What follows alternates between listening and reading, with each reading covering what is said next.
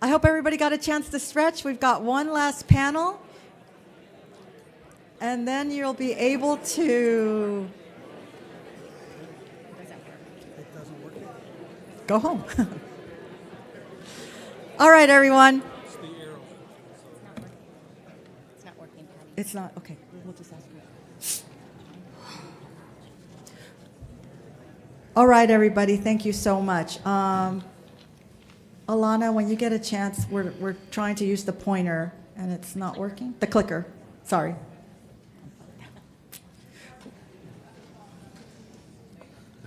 Okay, perfect. Went too far.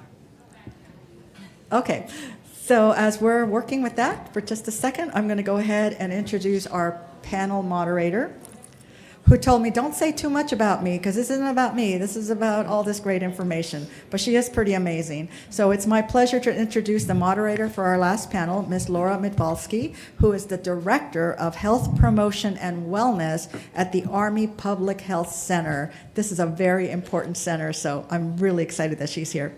Laura. Thank you, Patty. Well, hello, distinguished military and civilian leaders and distinguished family member leaders. We're really excited to be able to provide you some information about things that you told us last year that you wanted to know, concerns that you had. And so this distinguished panel here is going to tell you a little bit about what we've learned in this last year. So put on my readers. Okay, let's see if this works. And it doesn't. Next slide, please.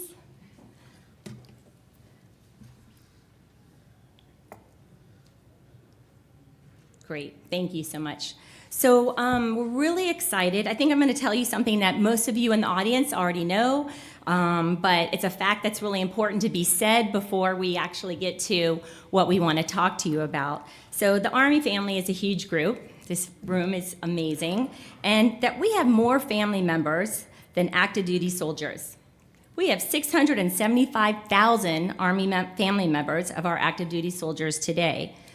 So when you look at these slides that I have up here in front of you, if we kind of look at those numbers, 60% of our active duty soldiers today have a spouse and or children or dependents that are part of our Army family.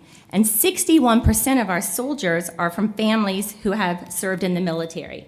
So we all know that, but when we wanted to have this panel today on healthy, resilient families, there was a new bit of information that came from the Office of People of Analytics, and if I could have the next slide, please, that I think is pretty startling and really a call to action for all of those military leaders in the room. Spousal support is one of the top 3 predictors, biggest influences of a soldier's intentions to stay in the Army family.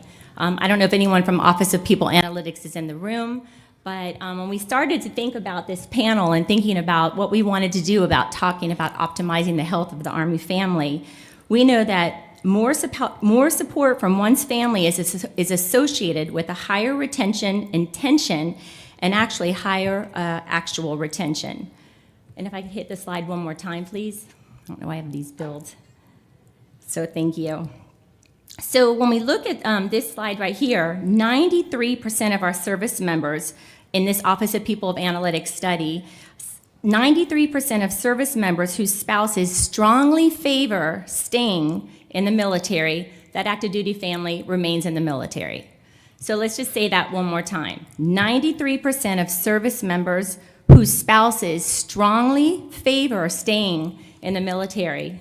I see a face going up and down. That active duty soldier stays in the military. So when you think about a readiness and retention issue, I mean, that's pretty phenomenal. So when we think in that second number there, oh, you hit too fast, but that's okay. I'll just tell you really quickly. We also know that when we ask spouses, about 2/3 of Army spouses favor staying and 20% favor leaving. Those aren't the strongly favor, but they favor. So when we think about that 20%, we've got some work to ensure if Army family is really supported, and obviously that's what this whole discussion is about today. So bottom line, more support equals greater retention equals a ready and resilient force. And so what I'd like to talk about here quickly is that it takes a community. It takes everyone in this room. There's so many agencies in the room and online that support the Army family, obviously. And so when we think about the diverse groups at many levels working to improve the health of the Army family, external groups, Army organizations, Army communities, and the heart of this work obviously is our Army family members.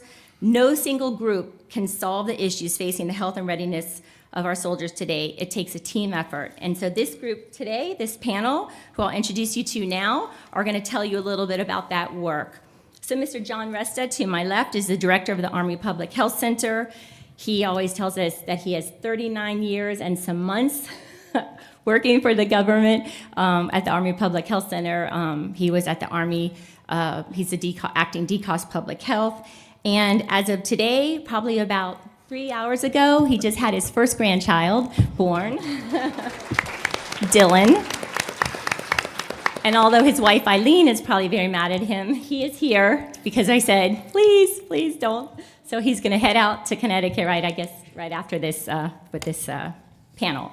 And then next to him is Mr. Tim Higdon. Tim is just a phenomenal leader at MCOM. He's MCOM G9 Family and MWR, and he's the lead for the Healthy Army Communities effort. And you're going to be really excited to hear about what they're trying to do at your military installations to bring better health options for you on your military installations.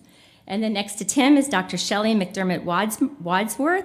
She's from Purdue University, and she's the director of Military Family Research Initiative, and is going to be sharing some really interesting information with you. And then finally, Miss Elizabeth Groover. She's a professional spouse. She, as many of all of you in this room, she has 4 children. She's moved numerous times. And just like any amazing Army family spouse, she was actually not our original panel member. So in your agenda, you might see another name. And we called her like yesterday, and she said, sure, I'll do it. And we could have probably pulled any of you up here. But so we really appreciate Elizabeth. Her husband's at the 20th Suburni up at Army Aberdeen Proving Ground.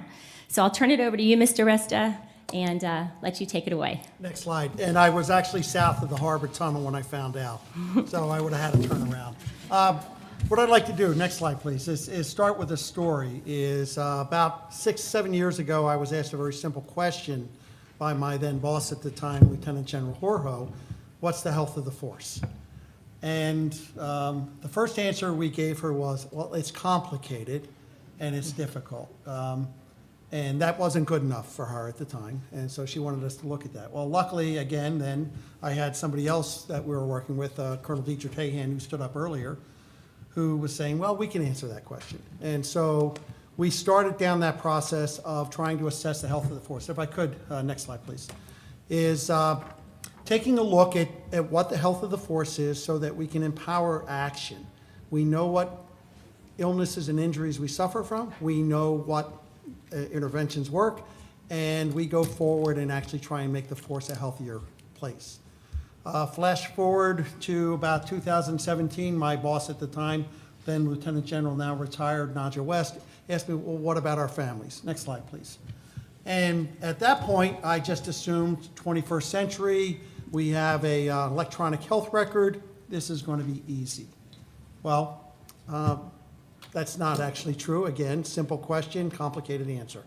Everything we do within health is on a computer. The problem is it's not on a computer, it's on numerous computers, numerous databases. So not everybody gets their health care within a military medical treatment facility. So we have multiple electronic health records. Not everybody has all their data about their children in the systems of record. And oh, by the way, those systems of record are different than the medical records. And health is not really just an absence of sickness or injury, and it's not always represented fully within a medical record. So we are embarking right now, and what we have today for you is essentially version 1 of the Army Health of the Force, and we'll go forward from there and get to version 2, 3, and 4 and get it better as we go forward. So next slide, please. The first thing is that we started to look at about a year ago. You all read the news, you talked about it here at this record, regarding blood lead levels in Army children or military children across the country. That caught us a little bit by surprise in the public health community because, quite frankly, we thought we had solved that problem in 1996. And to some extent we did, we just didn't solve it to our benefit. So since that time, we have been tracking this pretty closely, and now we can tell you with some confidence that Army children have a risk of about 5 in 1,000 to have an elevated blood lead level. That's about 1/5 to 1/4 the actual national averages, depending upon where you live. Depending upon what data are in the system, sometimes it's about 1/10 of the average of national averages. That's still too high. It's too high for us, too high for me as a public health professional, simply because this is the 21st century. We know that there are no safe levels of lead in blood. And so we're continuing to progress, we're continuing to look at that, and we're continuing to track this. We now actively manage each and every case of elevated blood lead within the Army. First quarter of this year, we had 13 cases. Second quarter, 16 cases. Second quarter, we had 15 cases out of about 3,100 tests to date. So we're doing better there, but we're not doing good enough. Our goal is actually 0 cases, and we're working that now. If we have the next slide, we know that exposure to lead is not the only thing that we're worried about. So we're worried about, a lot of times, vaccine-preventable diseases. We're worried about exposure to lead in other areas. So about 2013, we started looking at child youth services, child development centers in terms of drinking water. We have, in partnership with IMCOM, with what is now the Army G9, we've looked at 100% of all facilities that serve children. One lap. We're on our second lap now. And we've tested all the fountains, the sinks where they use it to make juices and the like. We've tested all those already. And we're sitting there now, we had about 4%, 4 out of 100, that had lead above the action level of 15 parts per billion. And in those cases, those sinks, those drinking water fountains, that plumbing were replaced. And so we're in a process now of going around the world, essentially, and checking to make sure that that still happens. We've already looked at 100% of all Army-owned and leased housing. That is not RCI housing. Now that's just Army-owned and leased housing. We had about 14% of those facilities had faucets, sinks, some water supplies that exceeded the action level for lead. And we've gone through, the Army's gone through and replaced those faucets. So we're catching up on that, and we're going to start a partnership to start looking at the other Army housing as we go forward. So right now we are leading the country in that regard because the nation does not require this just yet. There was just a recent regulation for schools. We're already on our second lap, and we're in full compliance with that. We're also looking at things like PFOA, PFOS. I don't know if people have heard about that yet. We call that forever chemicals. We've looked at all Army systems. Right now we have 10 systems that exceed the lifetime health advisory for that. And we have taken essentially the contaminated wells offline or put in granular activated carbon treatment systems across the board there. And so we're protecting essentially our sources already now while awaiting the nation to take additional action. Next slide, please. As I talked about, one of the other things we do is we're sitting here and we're concerned about housing. So what we did is establish an housing environmental health registry where anybody who has an issue associated with housing can call and register. I was troubled a little bit by earlier comments. I'm on a Navy base and they won't help me. We take sailors, we take Marines, we take airmen, we take Coast Guardmen. We actually take civilians who will call and register their families and ask questions. As of, those dates, they're already, as of last Friday, we're now at 263 families registered, 122 families reported concerns, mold, dampness, standing water. 114 families have requested additional information. 67 of those cases have already been completed. At the same time, what we're doing is tracking exposure to mold. We've had 107 cases of contact with suspected exposure to mold found in the electronic health record to date. 32 on-post housing mold assessments were requested associated with that to determine what the source of that mold exposure was. 45 of those assessments were recommended by a healthcare provider, were already initiated in on-post housing. So we're sitting there and working through this. This is part of an overall Army housing campaign that you'll hear more about tomorrow in Family Forum 4, I think is the number. But you'll find out that the Army has already hired in excess of 100 additional people to look at our housing problems. Next slide, please. Lastly, we're concerned about preventive health care. I talked about child development centers. One of the things that we're very serious about is that, if you're aware of, there's currently a measles epidemic in the United States. First time we've had a measles epidemic in probably 4 decades, maybe 5 decades. We've looked at that problem associated with child development centers, and the majority, almost all children that are enrolled in our child development centers are already immunized against measles and other, vaccine preventable diseases. We're in the process now of trying to track for those children who are not enrolled in our systems. One of the problems I talked about is that those records are on a computer somewhere, and they're just not in the same place where we would like to find them every time. So we're in the process of trying to figure a way to reach deep into these records, pull it out, and get a better access to care situation there, to sort of what General Place was talking about earlier. I'm confident, given the fact that right now we have 90% of our children basically get all of their well baby checks that receive care in the military health system, which exceeds the national averages almost by a factor of 2. And so just that mere fact of access to care means that our children are going to end up having better access, seeking medical care. Now, that does not guarantee that they will be healthier. Access to care is not, it is a metric, but is not the sole metric. We have to start looking at other things, and we'll talk about that as we go along in terms of other healthier communities. And with that, Tim. So before you go, Tim, thank you, Mr. Resta. I wanted to just bring your attention to, on your tables, what Mr. Resta was talking about. There's a lot of more information we found out in terms of optimizing the health of the Army family.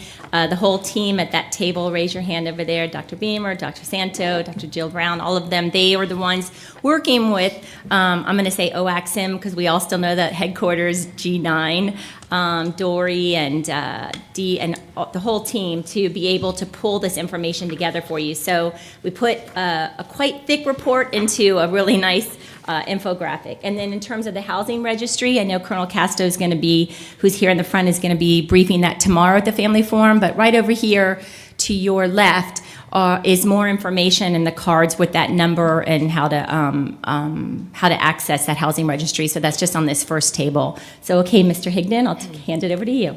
Great, thank you, Laura, and thank you everyone for being here today. I'm really excited about the next 45 minutes that I have with you, and hopefully it feels more like 10. So we'll try to keep it to that. Hey, and over my 30 years of being either a soldier or a veteran or a civilian, or in my case, a spouse, a father, brother, uncle of a soldier, everything that I'm hearing today is just so encouraging about our Army family and what we do. And I'm so proud to be a part of it and proud to be in this journey with you as we go through this. So again, thank you for being here today and being a part of that, and then for allowing us to come and share with you a little bit about what we're trying to do on our side to continue down that journey with you. So today I have the honor and privilege to represent a very committed team of stakeholders that are willing to make improvements on our Army installations to make healthier choices easy, and we're really excited about that, so I'm going to try to share that with you today the best that I can.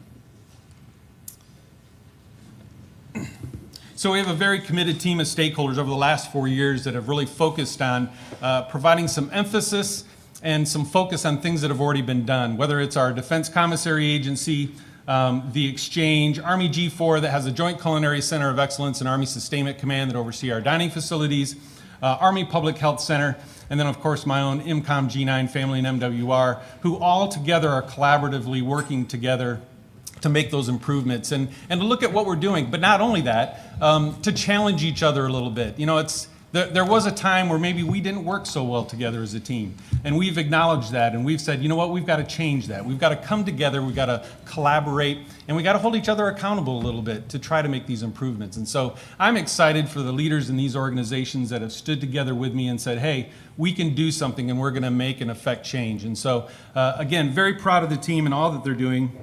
And again, it's about finding what's possible and putting that change into place. I think we all realize there are several challenges in our community. But inactivity and obesity is definitely one that's having an impact on our readiness capabilities. And so that's really the driving force behind doing what we're doing and why we're doing it. You know, we want to make those positive impacts and try to do that. So we have a unified commitment under MCOM's leadership through Healthy Army Communities to do just that, with the goal of making healthier choices easy, but also likely in everything and every day that you are on our Army garrisons. So we're doing that by focusing on 3 key areas, active living being one. Now, active living is the environment, infrastructure, but it's also physical activity, and how those 3 work together in cohesion to provide that opportunity for physical activity to take place on our garrisons. The second is in culture and behavior change. That's about education and awareness. It's great that we make options available, but if people aren't aware and they don't understand the reasons why they need to participate in it, it's really for naught. So there really is a focus on that and making sure that we've got opportunities that are challenging, but also incentivizing our customer base, our community members to be a part of. The third is the area of healthy eating, of course, the food environment. That's the easy one for us all to go to because it's something we do at least for some of us 3 times a day, sometimes more. But making sure that we have an environment that supports that and that healthier choices are available. We're looking at nutrient-rich, healthier choices. And you'll hear me talk a lot about healthier versus healthy. And that's because we all have our own definition of what's healthy. What's healthy for you might not be healthy for me, at least in my opinion, right? So this is really about challenging each other, about taking your next step in your health journey. What's the healthier choice for you? And then making sure that we have those options available for you to take those choices and to make that move. And so that really is a guiding force for everyone as we've kind of moved forward in this kind of overall commitment. Starting with the active living environment, you know, looking at infrastructure and environment, we've all been on garrisons that have been developed over the last 40, 50 years to be driving communities. And now it's really about how do we shift that focus and really drive our communities to be more walkable and more bikeable and friendly in that aspect for that active living component. And so in part of that, we're working with Army Public Health Center through tools that are available to us, such as the Military Promoting Activities tool, which measures the infrastructure environment's ability to support active living choices. So if you have hiking and biking trails, do they take you somewhere? Do they connect you to something? Are they well maintained? Are they well lit? Those type of things. And then using that tool and that data set then to guide the area development plans that then shape the decisions that our master planners are making for our garrisons 30, 40 years down the road. So we're super excited about the work that's being done there because we realize it's not about just the change today, it's the change for the future and really laying that foundation for our youth as they grow up and make the decision to serve in their country. Along that same lines, it's also about, you know, I talked about master planners working with DAG9 to ensure that regulation is in place that guides those master planners to make sure that they have opportunities for community gardens, that when you're building a new barrack space, that it's in close proximity to recreation facilities and the things that they need to stay active and stay connected. Right down to even building designs, like when you walk in the front door, don't put the elevator bank right there, put the stairs there, make them walk around the corner and down the hall to get to the elevators. You know, it's just simple little things that we sometimes take for granted that by working together and putting in regulations and policies that drive those kind of things really will shape our future as we look at the possibilities when it comes to active living. And just to brag a little bit, even simple things like repurposing spaces that we already have on our garrison. So for instance, at Fort Benning, Georgia, we're piloting a scenario where 18 holes of the existing golf course which was underutilized. We've now taken 9 of those to be foot golf and 9 to be disc golf. Again, just fun, exciting ways to get families out there doing something different than maybe they hadn't done before, but we're just not letting that space go to waste. You know, opening the trails for the stroller clubs to use and those kind of things. So it's about repurposing as well as identifying what we can do in the future to really make these things exciting and possible. The healthy eating environment, of course, that's probably been the most exciting aspect of what we've been able to do in the last 4 years together as a team. I'm sure you've noticed, maybe you didn't realize it, but in the exchange alone, when you walk into the Express now, you'll see BFIT end caps with healthier choices available. You see healthier choices labels on the aisles of the Express store. 4 years ago, that didn't exist. And that was all because of this partnership of Healthy Army Communities, that the exchange is committed to doing those things and to making those changes to make sure that healthier choices are available. Right down to looking at national brands that we have on our garrison. As contracts have expired or underperforming brands have come to front, taking that opportunities to bring in national brands that maybe have a healthier menu availability for them. And so it's a strong commitment of theirs, and we're very proud that they're doing that, and it's aligned with what we're doing at Healthy Army Communities. For our commissaries, 2 years ago, they rolled out the Nutrition Guide program. I don't know if you know this, but our grocery stores, the commissaries, are the only ones in the country that have done the work for you and provide labeling on the shelves in the commissary that identify the healthier choices with the green thumbs up that you'll see if you go in there. And so you don't have to pick up every single box to look at the choices. They've done that work for you, they present it for you, and that's just exciting, great work. Again, it's about making healthy choice easy. And so we're excited about what they're doing that with also their dietitian approved grab and goes and some of their meal solutions that you have online as a resource as well. When it comes to Army G4 and what we're doing in our dining facilities, the Joint Culinary Center of Excellence has done a lot of work in the last couple of years. You know, we had Go for Green, then we went Go for Green 2.0. Now we're on Go for Green Army. Again, it's about putting in new recipes, making sure options are available for our vegetarians and vegans and gluten-free, and making sure that our young single soldiers that are eating in those dining facilities have those healthier choices available. Again, they can't make that choice if it's not there. And so we're really excited about the work they're doing there, along with also putting in some mobile feeding options, as well as kiosk as well. For family and MWR, we have a 25% requirement now on our food and beverage operations that all menus have to have 25% of it to be a healthy menu item that meets a nutritional requirement. Was unheard of a few years ago, and now that's in place. And again, it's about putting in that infrastructure to support the overall environment, to right down to a healthy food truck pilot, our own grab and go for healthy stuff. So again, it's exciting stuff. And then together, all of the stakeholders, we're working on a new program for campus-style dining, which is going to allow our meal card holders to eat outside the dining facility using their meal entitlement, because we as stakeholders have finally put together a foundation where healthy choices can be made. So now it makes sense for them to follow that university campus dining model and be able to use that meal entitlement at other places outside the dining facility, because now we have committed healthier choices available. So again, a lot of great work being done in the healthy eating environment, and we're just really excited about all that they have going on there. On the culture behavior change, you know, again, it's about education awareness, and there's a lot of different partners that are involved in that. But one of the things I did want to share with everyone, you know, MedCom for a couple of years now have had the tobacco-free campuses model. And so we're using that model, and we're saying, how can we take that one step further? What's the next healthy step when it comes for tobacco cessation on our garrisons? And so we're looking at working with our garrisons to identify zones where maybe we have child and youth activities, recreation activities as the 3 or 4 block radius where those facilities are all around each other, and then creating a tobacco-free zone. Again, with the intent of shading our youth from the behavior of tobacco use. So it'll probably be years. It took us 50 years to wear a seatbelt, so it'll probably take us a few years to get to where we're completely tobacco-free. But if we can take that one next step and create some tobacco-free zones, I think it's a great win for everybody, and it just keeps the conversation moving forward in a great positive way. And so really what it comes down to is how do you get involved? You know, a lot of what we've done is because we heard your voices. Families said, we'll make a healthy choice if you make it available.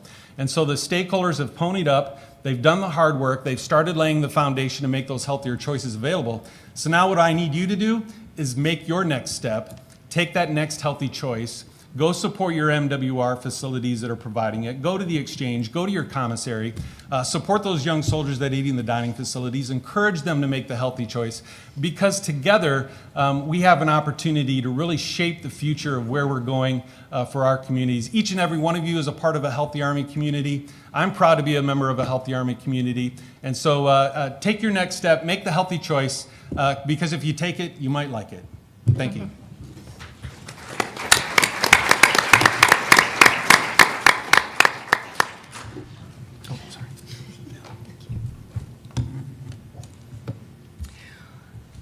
I'm very happy to be here today. You might have wondered when I was introduced why I'm here, since I'm not part of the Army Public Health Center. I direct the Military Family Research Institute at Purdue University, but I'm not here representing them either. I'm here today because I recently served on a National Academies of Science panel which was asked with the Office of Military, Community, and Family Policy as its client to think about the military family readiness system for the future. So our client was from OSD, therefore we weren't talking specifically about any specific branch of service. This was intended to be a big picture look. And in the brief time that I have with you today, I'm going to just share one conclusion, offer you one piece of food for thought as an appetizer for a much longer report and set of recommendations. It's downloadable for free. My last slide has where you can go to do that. Let me just explain that like many other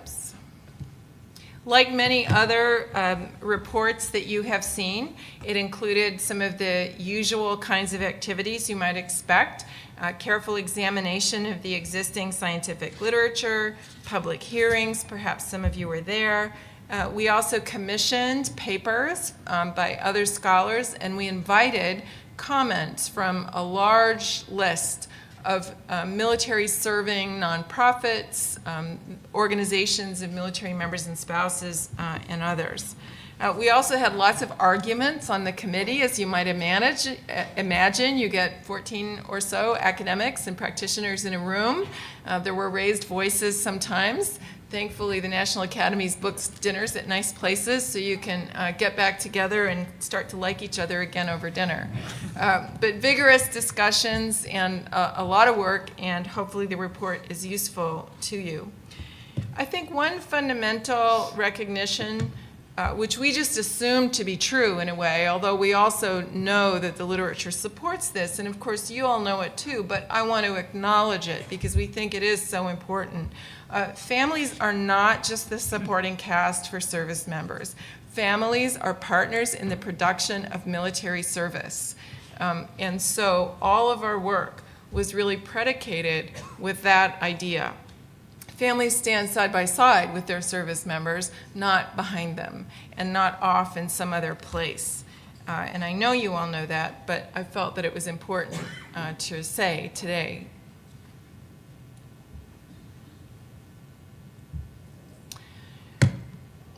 This is such an obvious statement. Families are always changing. And yet, when we look around our society, it's the case that many of our organizations and our policies and our practices and our programs operate in ways that don't necessarily acknowledge this very simple statement as much as they would like. And so I wanted to give you just a tiny bit of information about that, how families have been changing.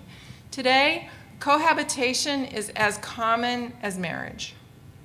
Today, marriage and parenthood are decoupling. Over 40% of children in American society are now born outside of marriage. Young adults entering the military today have experienced more family transitions in their own past and in the lives of their families than was the case in service members joining in a prior generation. Family diversity is growing. Family instability is also growing. Family diversity is not necessarily a problem. Family instability is potentially a problem and appears to have significant negative implications for children under some circumstances. Even more concerning is that the behavior in our society by different groups of people is diverging by education. And so highly educated people are more likely to marry each other, they're more likely to get married, they're more likely to stay married, they're more likely to have their children inside marriage. Less educated people, less likely to marry, more likely to divorce, more likely to have their children outside marriage, more likely to have children from multiple partners. Both of these realities exist, and one of the reasons that people are concerned in particular or think that this type of behavior among less educated people is growing is because of financial instability. Let me illustrate just a little bit this point. Sorry. Here. So between 1970, so right before the beginning of the all-volunteer force, and 2014, here's what we saw in changes in U.S. society in the growth or shrinkage of different kinds of family forms. So married couples with children fell 26%. Every other family form grew. Householders with partners and or children in their household grew 220%. Now, among military families, all of those blue arrows still represent a relatively small portion of the overall, to the extent that we know. And married couple families are still a very large percentage of the group, but they're shrinking. They're shrinking as a percentage. And so the dilemma is, which families do you serve? Do you sort of hold fast and say, no, we think the best kind of family is the family that fits through this box, or do we acknowledge the families that we really have? And over the last 30 years, and potentially in the next 30 years, what you will see is military programs, practices, and policies gradually diverging from the families that the military actually has, and covering potentially a smaller and smaller percentage of the families that you actually have. And today, there are families who are invisible. You have families that we don't really know much about. The spouse survey that we just heard about was for spouses. Well, what about those 220% increase in unmarried partners with children? You have those folks too, but they're not in these sorts of surveys for sometimes very good reasons. But not having any information at all might prevent good decision making. And so one of our recommendations was that we really need to try to understand better the diversity of the families that you really have that are really in the military. And the recognition, the committee recognizes fully that you can't treat everyone like you now treat spouses. You can't incorporate everybody under that big tent. It would be impractical and too expensive. But we think that there are reasons to be able to ask these three questions. Who provides care and support for service members, both married and unmarried? Who should be the targets of the military family readiness system? And most important, which parts of the system can address which part of service members' support systems? This last slide, if I can get it to come up, but if not, I'm sure it'll be posted. You can see at the National Academies, you can download the report there. My email address is really easy. You can just email me and I will send you the link. Thank you for your attention.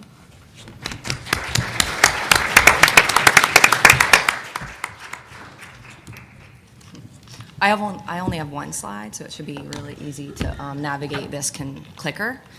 At the end of my signature block at work, I have a quote that says, "Success means we go to sleep at night knowing that our talents and abilities were used in a way that served others." Our spouses, I'm a military spouse, so our spouses serve, and I think that we serve as well. And while the way that we serve is different, it absolutely requires us to be resilient. Even knowing that it requires this resiliency, and hosting resiliency events for military children with the Military Child Education Coalition, I'm a master resilient trainer, et cetera. When they asked me to be on this panel 3 days ago, I wasn't quite sure what I was going to say because I felt like this was a little bit different than when you're up there teaching or you're hosting an event. And honestly, I'm super nervous. So I wrote talking points. Right, I got feedback from someone that I trusted, and then I edited those talking points. And then there I was yesterday picking out my favorite baking book because on Friday all my kids tested positive for the flu. Not contagious, just FYI. Right? Yeah, right? So didn't even know it. Anyway, and out fell this note, and it was written on packing paper, and y'all know what that is, right? Brown packing paper folded up everywhere. And it said something. It said this. It said, "You are the best battle buddy a girl could ask for." I might cry. I'm sorry. Right, so you are the best battle buddy a girl could ask for. You are so strong and such an inspiration, and I am excited to visit. Yes, I invited myself and beer. I do drink beer. Love, Kelly. Right? And I have 3 more of those written on packing paper, and they were stuffed inside packing boxes 3 years ago when we made our move to APG. And when I say we, it was we have 4 children. It was my 3 younger children and I. My husband was deployed to Afghanistan, and the Army decided to throw us another curveball. I know, yeah. I'll explain it all later. Yeah, so, and so with that curveball, my husband and I over FaceTime in Afghanistan decided that I should take a job in Aberdeen Proving Ground, right, if I could get one.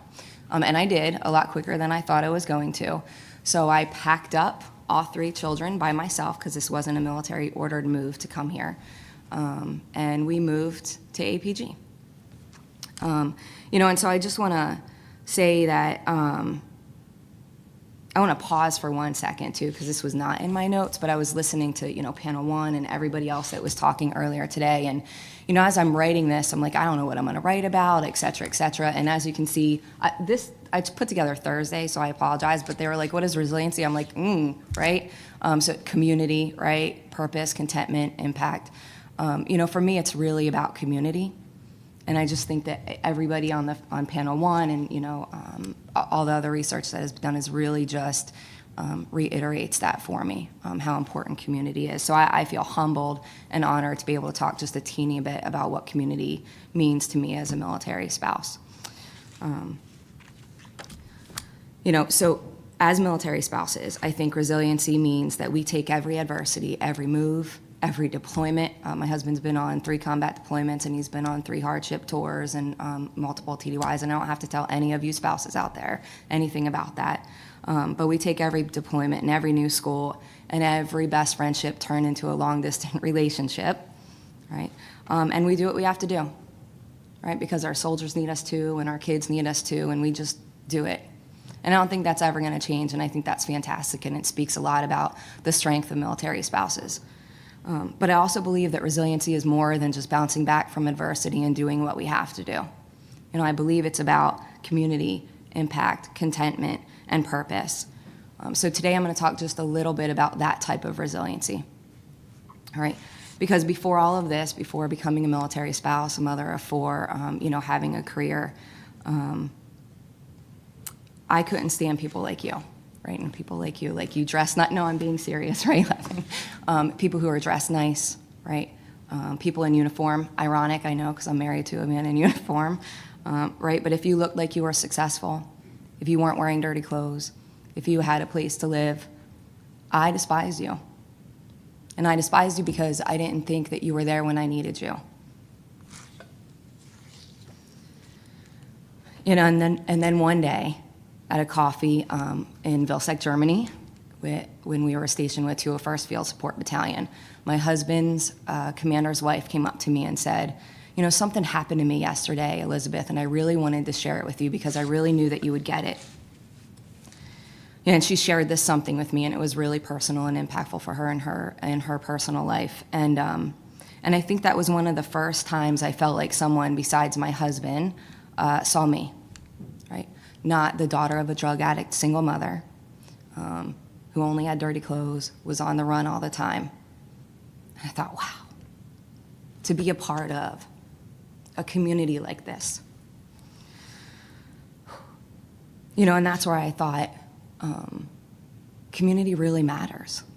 Before then I was like, I don't trust anybody, I don't want anything to do with anybody, right? I'll do it on my own, right? And then spouses like you changed that for me. You change that. So you see, resiliency isn't just about bouncing back from adversity. It's rising above all of that. Those things that you have no control over. It's learning to love and be content with yourself and with the life you've been given. It's finding your purpose, and whether that be in your volunteer work or your career or both, right? And then it's building that through community, like the ones that we have. As military spouses, I feel that we're blessed to be a part of one of the greatest communities on the planet. I do. I know that's a little biased, but I believe it. We know how to encourage and inspire each other. We share love and loss and fear with each other. And because of that, I don't believe that I could be where I am today, that we can make the impact on the communities that we do everywhere we go. And I'm beyond proud to love a man that defends a country where a girl like me, right, abused, abandoned, emancipated at 16, can be a part of such an incredible, incredible community that makes an impact wherever we go. So I think leaving today, I'm exactly at 0 seconds, right? Look at that. Leaving today, I want to just say thank you to all the other military spouses out there who make an impact wherever they go. So thank you.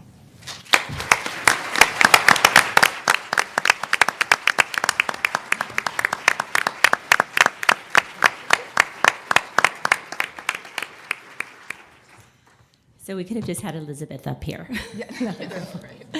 But with that, can I take any questions for our esteemed panel?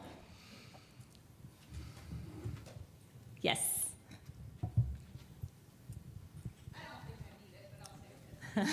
For our online people, they can hear you better that way. Thank you. Okay. Elizabeth, thank you. I want to tell you that I have a 19-year-old, and she went to 10 schools. Our motto, I guess you could say, would be, we're Army. We're an Army family. We can do whatever. We can handle any adversity. When I dropped her off at school, she was having some issues, and she goes, Mom, I'll handle it. I'm an Army brat. I can handle it. But thank you. For our two gentlemen, I actually have 2 questions. One, with the new electric health records. I know the program is actually being redone. Is the new computer program going to read the old computer program? Because I know that's part of the problem right now that we're seeing. And the other question I have is with the health, with the school-age services, are we doing any classes for kids to try to get them away from vaping? We talk about tobacco-free zones. Are we going to do vaping-free zones? The high school my middle child went to had 4 arrests and 1 death 2 weeks ago from vaping on a tobacco-free area. I'll answer your first question first, because I'll talk about your second question for a long time. In terms of the new electronic health record, it's called Genesis is the term. It is a commercial off-the-shelf product, which one will make it easier to share with the private sector. They also use it. So some of the problems I've talked about here, where not being able to get data, hopefully will go away when that's fully rolled out. It is also the same electronic health record that the VA is using. So it's going to make record sharing across the larger medical enterprise within the United States easier, and it will incorporate legacy data from the current ALTA. Second question is basically electronic cigarettes, vaping is covered by the Army's tobacco policies. We don't make a distinction between a cigarette and an electronic cigarette. And so any place that's tobacco-free within the Army is a no vaping situation right now. And so we're in the process of, we have educational materials already that can be used in terms of whether it's child youth services, health education. I know what we do is that we have for soldiers, essentially don't vape either kind of thing. Now we are tilting against cultural windmills right now. The current epidemic or the outbreak we have, there's over 1,000 people within the United States that have fallen ill. A couple of dozen that have died. I'm sorry to hear about that. That's touched you, and it's one of those things that we're trying to chase it. The one point I will make, I'd be remiss if I didn't do this. For people to think that mass-marketed electronic cigarettes are somehow safer than vape juice that you buy at a pop-up, you're deluding yourself. All vape juice is dangerous. It doesn't matter whether it's sold by a company that has enough money to advertise on the NFL. It just doesn't matter. So vaping right now is an inherently dangerous act. In fact, I'm worried. I think vaping currently today in the United States may be more dangerous than smoking cigarettes, because people don't die usually after 1 cigarette. They can die right now, with the first time they vape. Anyone else? Yeah, sure. Yeah. There's a question right up here in the front. Yeah. Thank you. Hold on, he's going to get the microphone to you. Talk about healthy choices and having like the food corner with some bananas or, healthy options and what you consider healthy. It's like a opinion or there's really so much confusion out there right now of what is healthy to eat and what is not, right? There's the big plant-based movement, and then there's that recent article in the Annals of Medicine saying, oh, processed meat and red meat are fine, even though if you look at all the studies they cited, it kind of says it's not. So there's different guidelines that have been issued by the government and the American Heart Association, et cetera.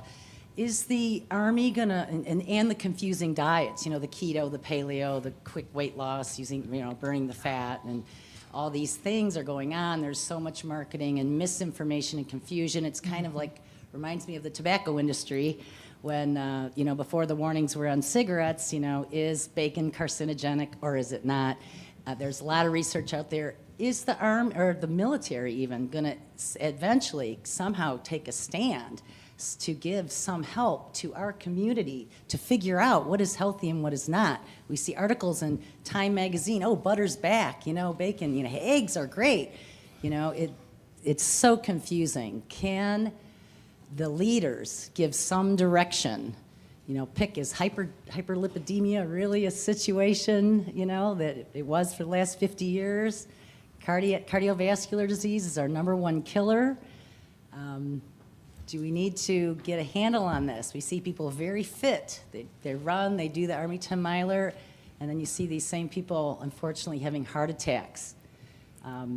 So there begs some help with not using opinions and Google searches to figure out what's healthy and not.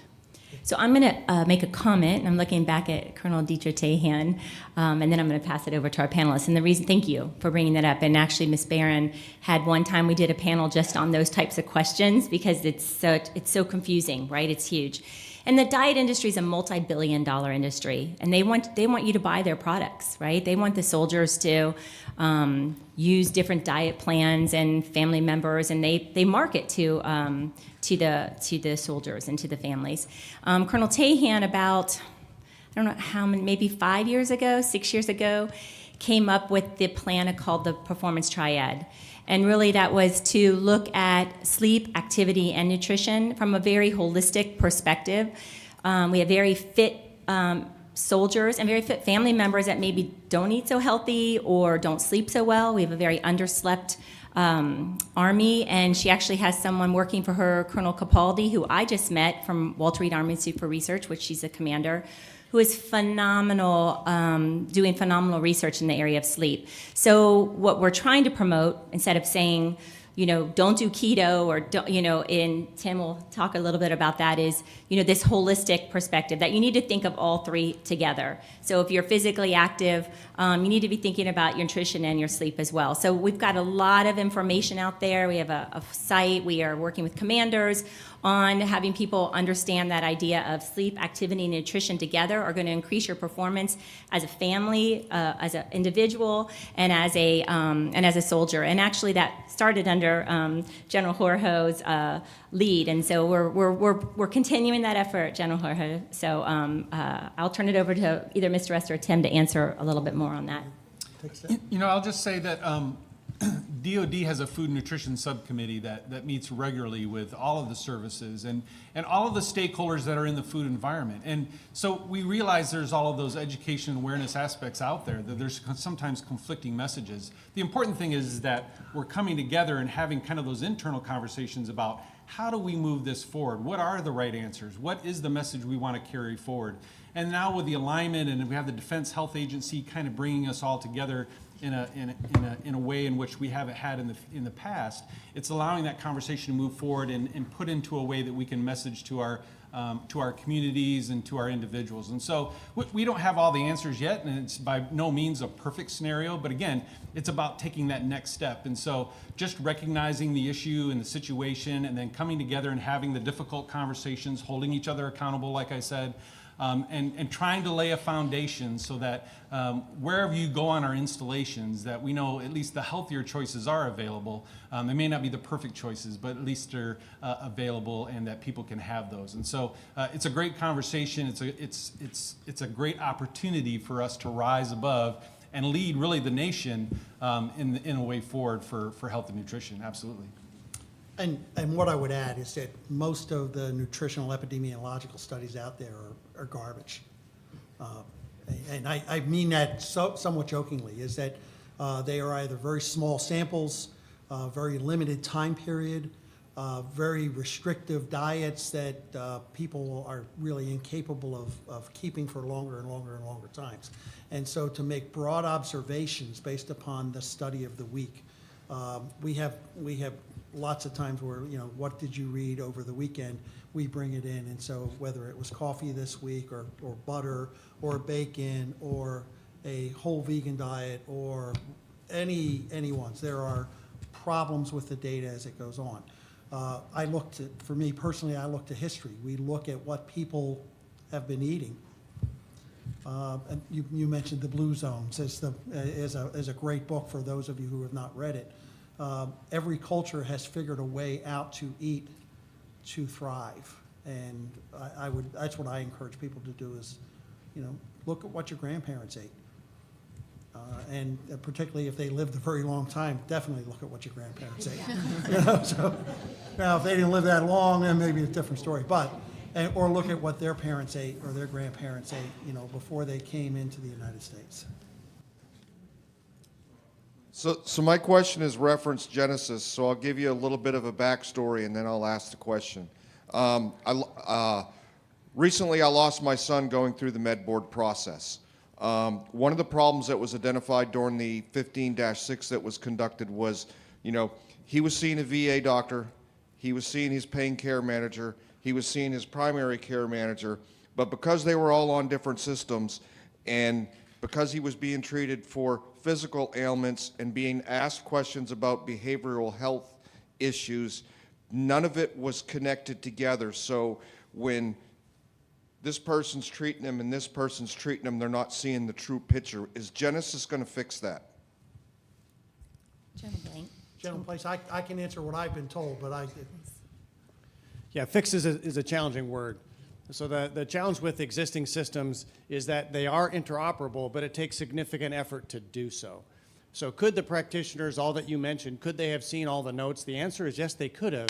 It just takes significant effort to get into each of the different systems to do so. The advantage of MHS Genesis is the platform is the same. The note structure is the same. The interoperability is the same. So it becomes extraordinarily easier, simpler, sensical for the providers to look in the same electronic health record to see it. Would it have solved the problem for your son, sir? I don't know. And I apologize for the entire United States military for what your family has gone through to get to this place. But tools support decision making, and Genesis will be a much better tool to support the clinicians who are taking care of people like your son. Thank you. So unfortunately, thank you, sir, for answering that question. We're out of time. We'll be here on the side if anyone wants to talk, and of course, keep your questions coming, and we'll make sure to answer them when Ms. Barron gets them to us. So thank you for your time. I'll give it back to you, Ms. Barron.